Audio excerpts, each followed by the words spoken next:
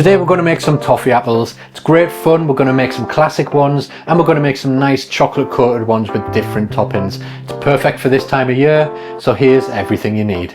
So of course we need some apples. Now just pick any apple that you like to eat. If you like to eat it on its own, it will be great for toffee apples.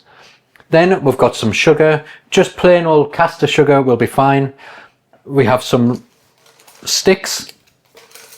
I've got some sprinkles, some chocolate, some nuts and other toppings that we can dip things in later on. But the first thing we need to do is wash our apples, because when you buy them, they generally come with a small coating of wax on there, and that just keeps the apples looking shiny for sale and protects them a little bit, but we don't want that wax on there. So we're going to boil the kettle and we're going to pour it over the apples, leave it in there for about 1 minute, and then we'll remove them and rub them until they're completely dry with a clean tea towel. If you remember, do this the day before and then you know that they're going to be absolutely dry before you make your toffee apples. So once your apples are nicely washed and dry, the next step is to add the sticks. So I've got some lolly sticks here and I'm simply just going to push them in to the stalk end, so the side that's got the stalk on, and just push them in. And there we go. Repeat until they're all done. So that's our apples now prepped and ready, and we're going to move on to making the toffee or the caramel. And for that, it's just caster sugar. We're going to place caster sugar into a saucepan and we're going to slowly melt it down until it's a light amber colour. Then we'll remove it from the heat and transfer it into a small bowl that's quite deep and big enough to dunk our apples into. Right, so we've got our caramel and we've got to work quite quick because that will start to set quite quickly. You need a tray lined with greaseproof paper, and then please be extra careful doing this because that is very hot caramel, and if it goes on your hands it is going to hurt. And we're just going to dunk the apples in and spin them around, just tilt the bowl slightly,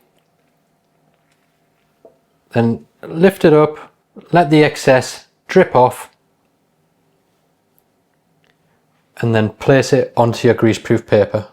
And that's it. That's how you make a basic traditional toffee apple. Some people will put red food dye into the caramel. That's absolutely fine. It just makes it a really nice vibrant red colour.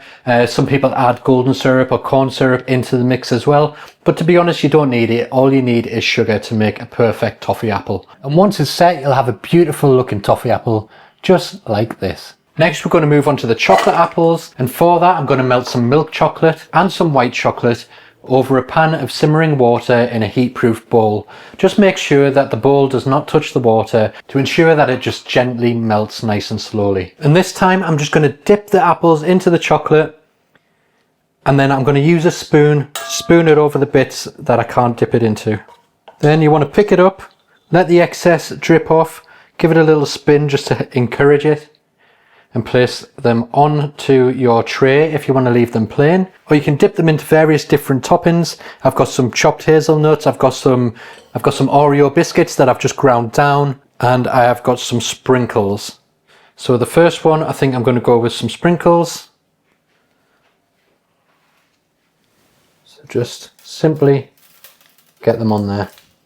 Once they're nicely coated, you can place them onto your tray and leave them to set. And once you've coated and decorated all of your apples, you can place them in the fridge to set. And then there's a few final touches we can do for the decoration if you want to go that one step further.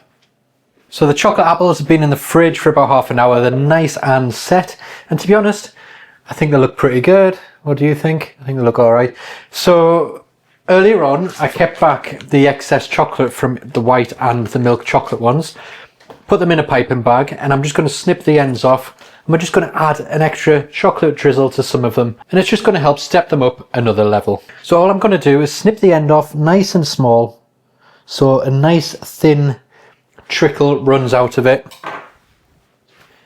I've got the milk chocolate here, I've got one of my white chocolate apples with the Oreos, and all I'm going to do is just simply squeeze it out and go back and forth like that.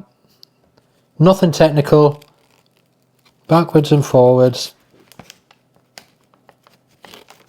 We just add a lovely little pattern to it.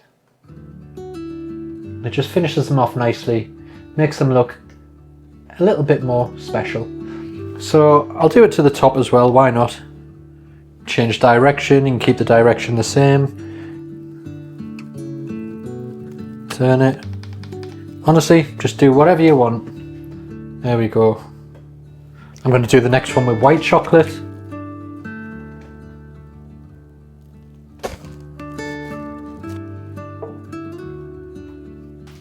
So there you have it, some easy toffee apples and chocolate coated apples.